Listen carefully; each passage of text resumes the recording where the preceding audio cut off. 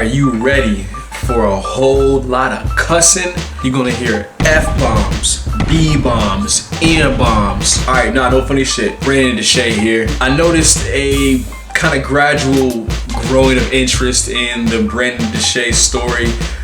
Just the brand in general, really over the last like 3 to 4 years. And as of like last year, like towards the end of last year, I decided for sure I'm gonna definitely bring back the brandUn DeShay shit. I'm gonna just pull it out of the dirt, resurrect it. The zombie's sitting here in front of you right now. And I wanted to give those newcomers an opportunity to, I guess, catch up to speed, right? Because I was doing music for 8 years, right? My career started in 2008, it ended in 2016. So that's a lot of time, man. That's a lot of, and I did a lot of stuff in between it. I did so much stuff, honestly, I forgot about a lot of it. I had to actually Google myself and like track my, like backtrack my steps and stuff, like, oh yeah, I did do that, I forgot about that. With that being said, if you hear something amongst my story that you interested in, that you want me to dig a little bit deeper into, just, you know what I'm saying, drop a comment below. Make sure you, of course, hit that like button, because that's just how it goes, right? You've been on YouTube long enough. In the comments, just say, yo, DeShay, I'd like to hear more about this time, or like, could you talk more about this, or like, could you do a video about that? Basically, we just gonna skim the surface of it. It's gonna be not in depth at all. But it's only right, of course, that we start from the beginning. So my first memory of doing anything musical was, I remember I wrote a poem for my girlfriend in high school, and for Valentine's Day, because I couldn't afford like a real gift. I think I got like 1 rose, and then I wrote the poem and like folded up into a little square. You know how I used to do it and drop it in the locker. But anyways, I remember I was writing a poem. I was thinking about John Mayer, because I was listening to him a lot, and he had the good love songs and shit. So I was like, I know I want this to feel kind of romantic like John. I remember also thinking like, it's gotta be funny though too, because when I think of poetry, I think of guys like Shel Silverstein, who's someone I loved growing up, and I wanted to like kind of incorporate vulnerability and humor. That was like always something I wanted to do, like be entertaining and funny, but also still be vulnerable. I think it was a good poem. I don't remember it, but I remember I gave it to her and she liked it. That was like my first, I guess, like, experience with writing lyrics. Another important part of my development was learning how to make beats, right? I remember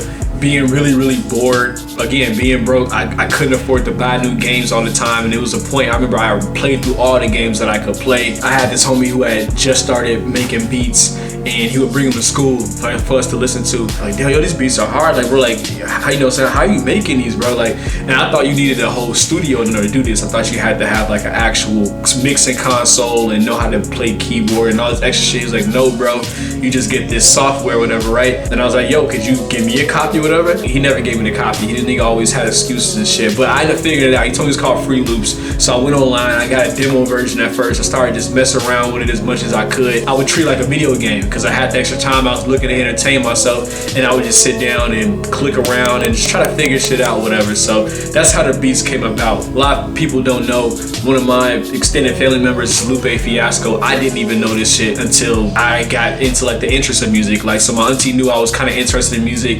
I wasn't, like I said, writing raps or doing anything, but I just was interested in it. And she had hit me up one day, was like, hey, you know what? You should connect with your cousin Wasalu.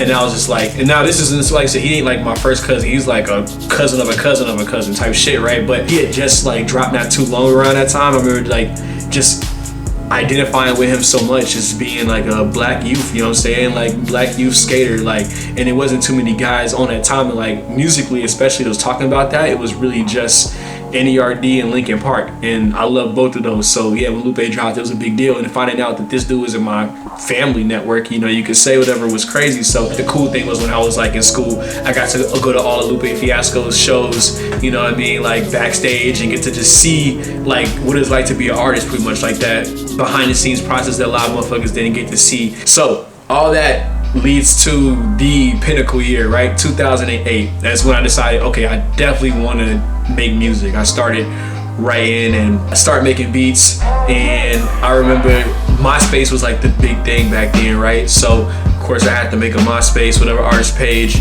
and I would just throw my early songs on there and just, get feedback, and didn't expect too much, you know what I'm saying, right? And so through just random clicking on MySpace, I came across Casey Veggies. But yeah, I found Casey. I remember he reminded me a lot of Kanye West, and that's why I liked him. I like Kanye, obviously, back then, Chicago guy.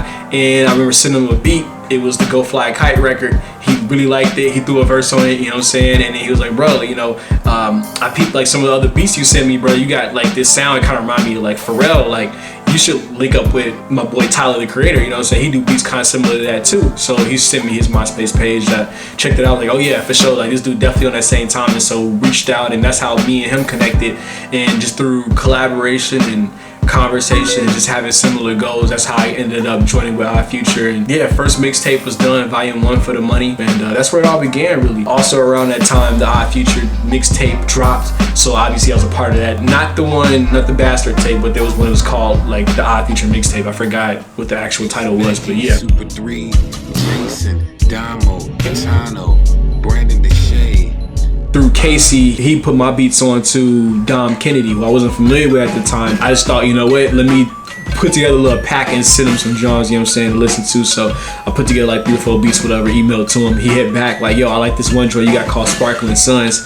That turned out to be a record called Where I Belong. But I remember that was like my first like big blog post, and I was pretty excited about that. And I got my first little piece of press, and it was feeling pretty cool. People was, you know, coming to the MySpace like, yo man, I heard that beat you did, the song so remind me of like some Neptune shit, bro, like you got some heat. And then it just started to pick up from there pretty much. And again, following that same scheme of one rapper playing my beats for another rapper, Dom ended up playing my joints for Currency, and it was a beat actually I gave to Dom that Currency grabbing from him that turned into the record Racing Stripes. So now again I'm getting more press, and Currency had an even bigger name than Dom, so I'm getting my name mentioned even bigger blogs and shit.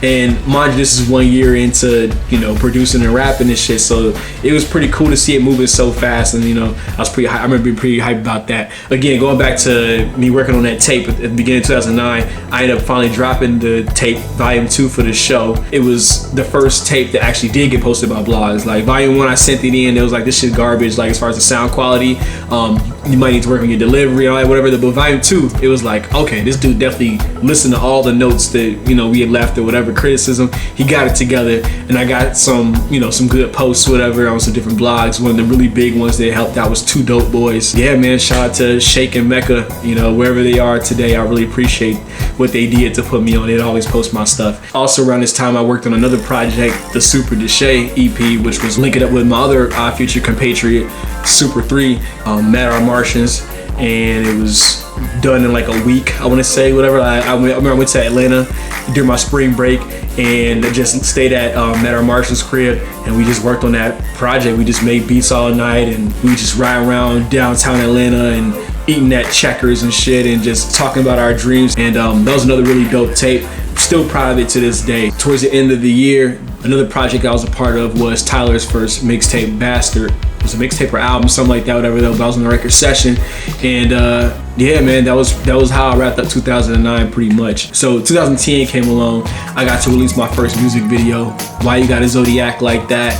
I remember going out to LA to do it. It was my first time in LA. The whole OF clique came out to the video shoot and all that. And not too long after that, did another record with Dom Kennedy called Locals Only, which was an even bigger record than the other one. I always found a way to make that producer thing work out for me as an artist. So I got Dom Kennedy to feature on my 3rd mixtape, volume 3 to Get Ready, which was cool. Got Overdose on there. And also around the time of me releasing volume 3 is when I left OF. And that's been something that's been shrouded in mystery, right? Why did it happen? What happened and all that, you know what I'm saying? If you do want to hear more about that, of course, just drop a comment, leave a like as always, and then I'll make a video separately for that. Casey Veggies came out with his first album, Sleeping in Class. I had 2 beats on that one, Riding Around Town and Hear Me Screaming. 2011, I was able to pull the craziest finesse. I got my music video on MTV, and that's definitely another interesting story y'all probably want to hear about. So again, leave a comment if you want to hear more about that story though. But yeah, I got my music video on MTV, and I remember that was a pretty big move for me on the artist side of things, because it got me on, I mean, shit, TV, bro. I remember being in school, like, and niggas being like, yo, didn't I just see your music video? Like, and that's the craziest thing ever, like, being in the cafeteria and then motherfucker come walk up like, yo, I saw your music video, or yo, I heard, you know, you got a video on MTV or whatever the fuck, like, from so-and-so in, you know, my class or whatever though. So at this time, I'm still in Chicago, and one of the bigger acts out of Chicago around this time is the Cool Kids. They had just started doing their own separate stuff, and somebody that I really loved and admired like the raps of was Sir Michael Rocks, and got connected with him, was able to produce a bunch of shit on his first mixtape, The Rocks Report, and that was also very influential to me too, because he was like the first dude to, like, besides Lupe, to like really bring me around and like introduce me to folks and just, you know, be little bro. And I got to learn a lot from him, and he gave me a lot of opportunities and put me up with other producers who kind of perfected their style a little bit more, so I got to learn about like engineering through those guys. And that whole opportunity, that whole like circle that he brought me into created so many opportunities for me to grow as an artist and as a producer. So I'm forever grateful for Antoine and everything that he did. Using all those things that I learned, I was able to work on my first official EP, LP, I guess you could say, whatever, All Day DeShay AM. Project was dope, came out dope, shot some good music videos off of there. World Famous was like the main single, and really cool time, really fun time. Not too much longer after that, I got connected through my manager at the time to Danny Brown, and we had done a record, Lincoln Continental first. I used this Final Fantasy VII sample, and that kind of opened the door for me to work on his official album. And I remember driving down to Detroit. Again, it's another story. If y'all want to hear the full story, leave a comment and we can make a video talking about that. But yeah, went down to Detroit, played him some beats. We worked on those 3 records I ended up doing for Triple X. It was Pac Blood, Party All the Time, and Radio Song. So again, more press, branded DeShay in the blogs, branded DeShay in the magazines, and, you know, just building the name as a producer even more so. The bigger play though of that year was connecting with Mac Miller, producing a beat for him on his mixtape, Thank You I Love Life. That was also a really cool story I would love to tell. If y'all want to hear it again, like, leave a comment and let me know if y'all want to hear about that one. But yeah, he came out to Chicago on one of his tour stops, and I remember going to the show, then we went to the studio, and, you know, we did that record. And then the last coolest thing probably about that year was getting the call from Q-Tip. And that was just obviously super crazy, because the craziest thing is I didn't even know he was gonna call. It was just like one day, I was like, I remember I was getting ready for school or something. I was like literally like, I was like listening to the Smiths, and I just discovered the Smiths literally that day. Actually, I was listening to Radiohead at first, and then Radiohead did a cover of the Smiths record, and I was like, holy shit, who are the Smiths? Started listening to it. During that, I got a call on my phone like, hello, who is this? It's Tip. You know what I'm saying? And yeah, that's another story though. So it's 2012 now. XXL freshman list was like a thing, and I remember being like a finalist on that one. That was a pretty good look. I got my name again and face in the physical XXL magazine. That was a cool look. Things were moving in a good direction. I knew it was time for me to probably lean more into the music shit, but my original plan actually was to move to LA. Unfortunately, I lost my damn license before that could happen, because I was a goddamn speed demon. I was on my too fast, way too furious shit, and got my license taken away. So I would say I gotta move to some place where I can still do my music, but also I don't need a car. That led me to New York City, so I ended up moving out to New York City. I remember the first night I got there, I linked up with Mac Miller. I literally had like my fucking luggage and shit, brought it to the show, and then while he was in town, we ended up doing the Macadelic record we did, which was Aliens Fighting Robots, and got my first major sponsorship. Reebok showed a lot of love, and they made me one of their brand endorsers. I got my own specific colorway of this shoe. I forgot what the shoe was called. It was like a Reebok kick, but I got my own colorway based off of this shirt I used to like rocking all the time. It was like this Hawaiian shirt. I used to do like Hawaiian shirts. I don't know why, but it was like this like blue and orange, and then they did a kick to kind of match that. I got to do like a whole campaign behind it, and I had my face on the billboard in New York. I used to walk girls by that all the time, like when I take them out, find an excuse to be in like Soho, and we, you know, walk around like, oh yeah, you see that up there? Yeah, that's me. Yeah. You know, another crazy story that y'all might want to hear about is how I met SZA while I was in New York City.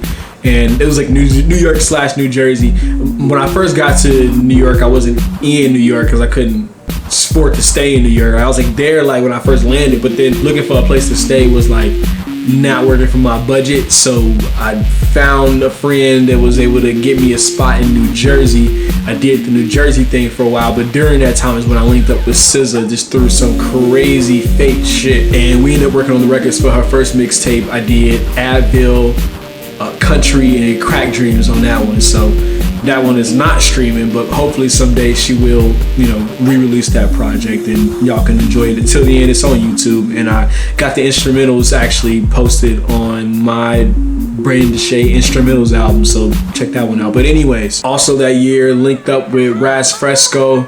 We did the Super Smash Bros record, which was my first like viral hit, you could say, right? I remember we put it out together, right? Like just amongst our fan base. It had maybe like 16,000 views on the music video, but out of nowhere, this bigger YouTuber named Modern War Negro, he heard the track and then reposted it in one of his videos, and I just seen the views just fucking skyrocket. Everyone was like, yo, what is happening? And that's when I learned the power of, like, I guess you could say, like, cosigns, whatever, like internet cosigns, like YouTuber cosigns. I didn't have to think about just like, oh, get a joint with a certain rapper, or, you know, get a beat from a certain producer.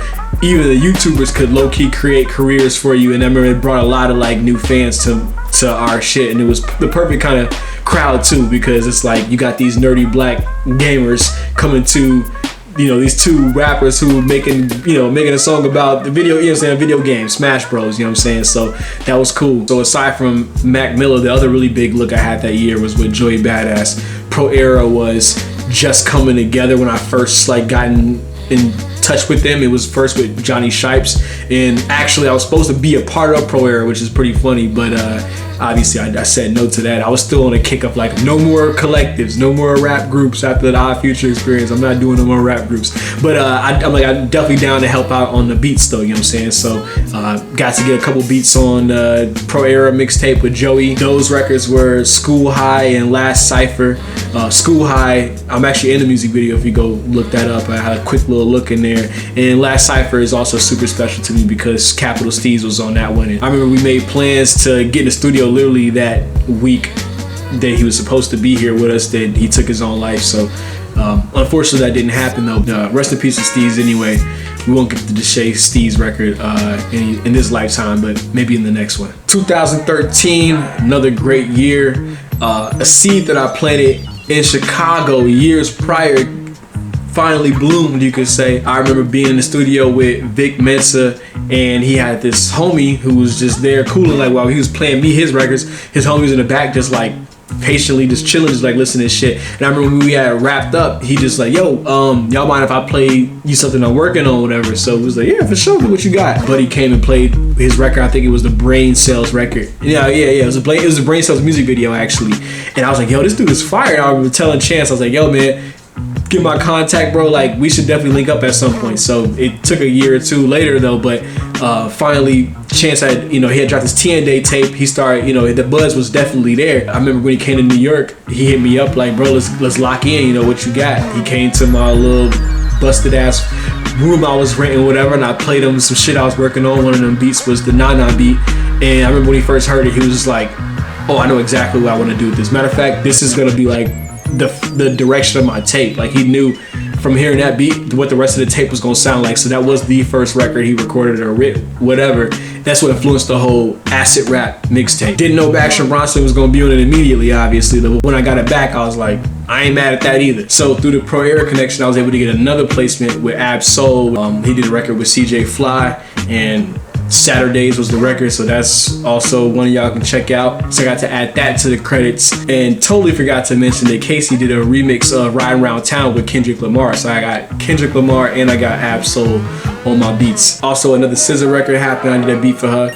Record was called The Odyssey. It was gonna be an interlude on Golden Child, but Golden Child wasn't really a thing at the time. I just knew I wanted to do a mixtape, so I wanted to have that interlude in the back pocket. But then she was like, nah, let me get that interlude. I want to put that on my shit. So I gave it to her. She had just signed up with TDE, so I was looking like, you know what, man, it's gonna be another good look, like, to get my beats out there. And it was cool because I wanted to get more of my like smoother R&B type beats out there, because I knew that's what I wanted to lean more towards, and less of that boom bap. Also during that time, For those who are following me, noticed I was running around a lot with Ken Rebel and doing a lot of beats for him, and just honestly we were just really good friends too, so we would just do the fashion shit, right?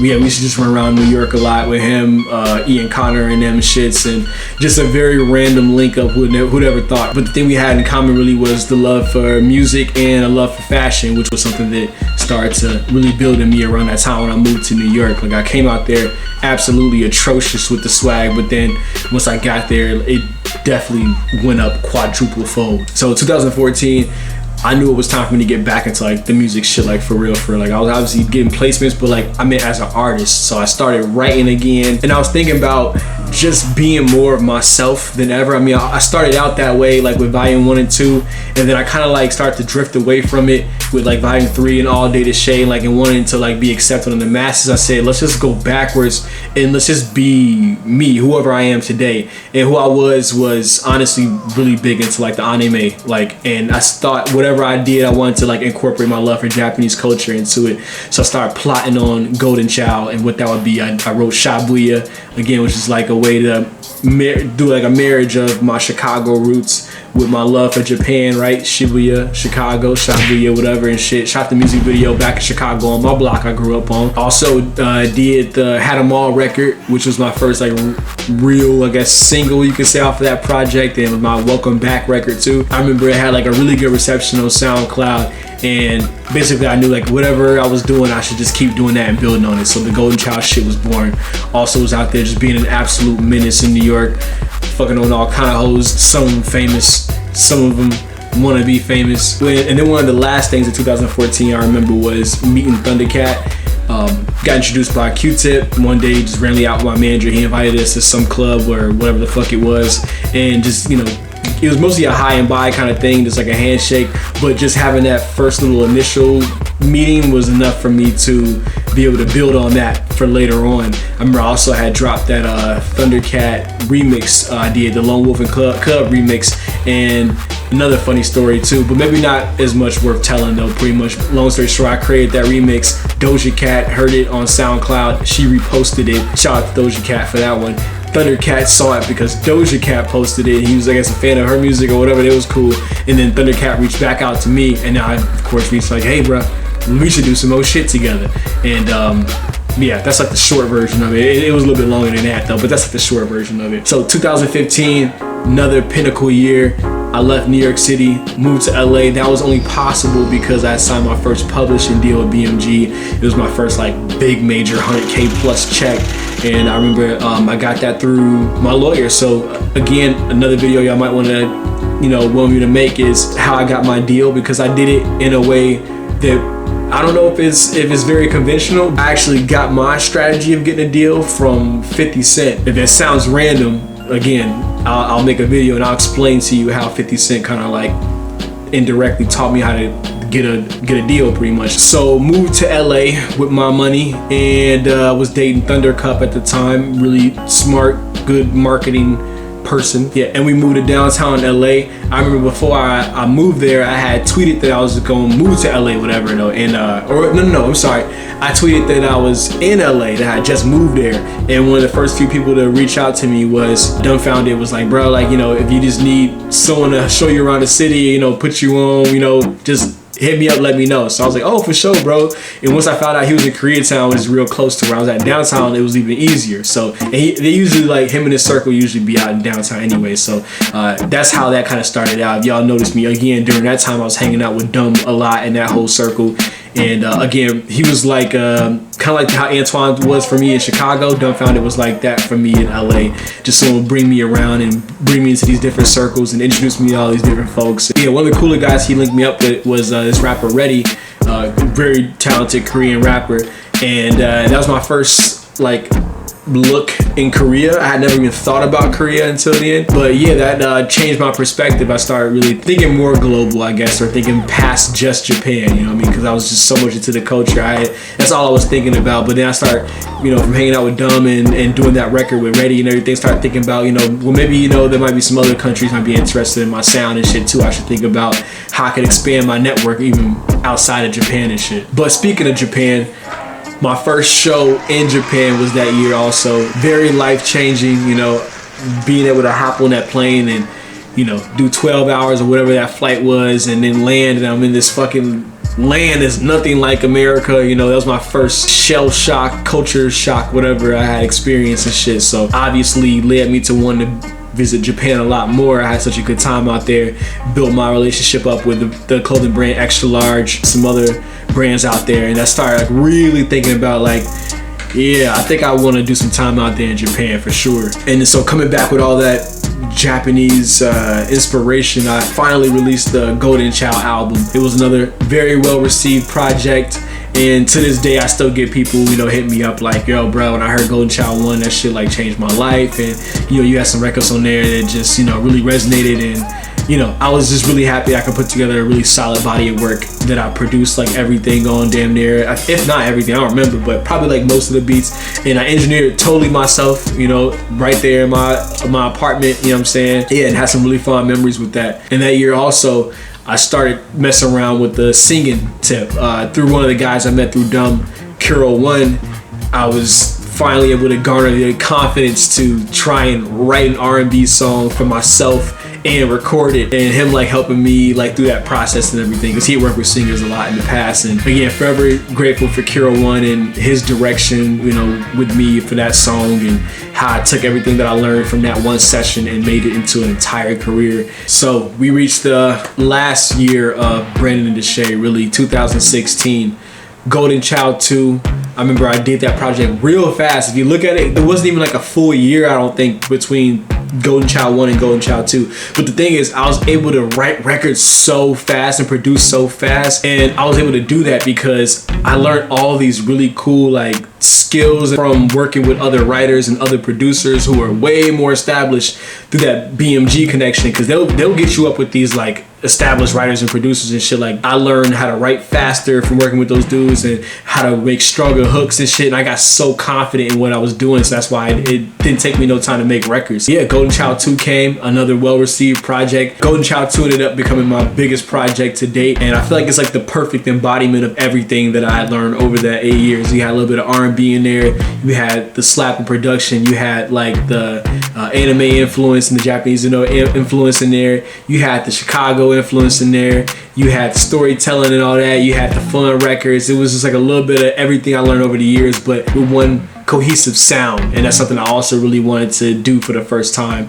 And I did it with Golden Child 1, I feel like, but I did it even better, I feel like, with Golden Child 2. So I told myself, before I called it quits for sure, I'm like, I gotta do one last run. I gotta go to Japan and do this music shit, and let's just see where it goes. I'm just gonna have a good time and just play it by ear. So went out to Japan, had a ball, did a whole lot of modeling, was doing beat packs mostly during that time, as far as like, you know, selling beats and shit, whatever. And as far as beat placements go, I wasn't grinding nearly as hard as I was before, but I did have a record with Year of the Ox. The Jet Lag record did pretty good, so that was like my last like real like effort, I'd say, in the production end.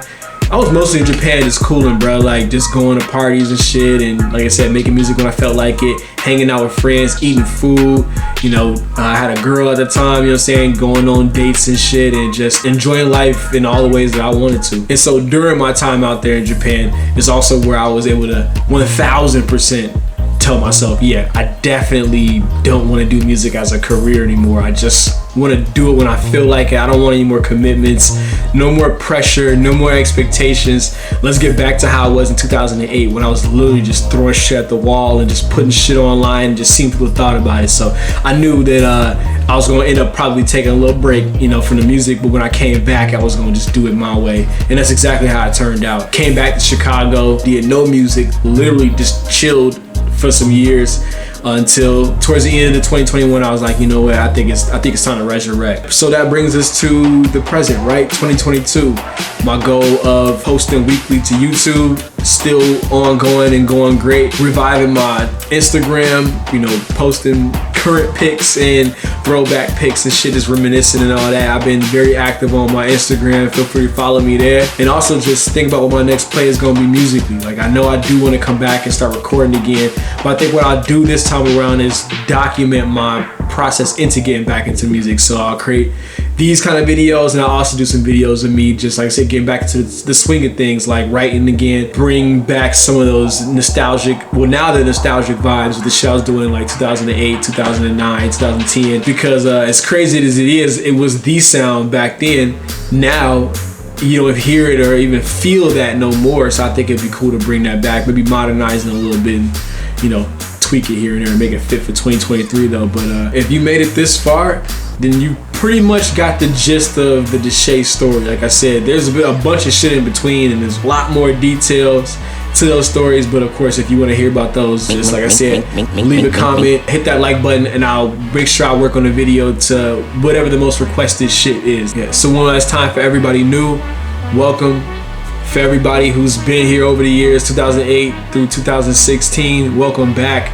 So happy to still have the love that I get to this day, and so appreciative of the support over the years. I don't plan on ever quitting music. Stay tuned, more weekly uploads. Tell a friend. We're gonna leave it at that. Peace.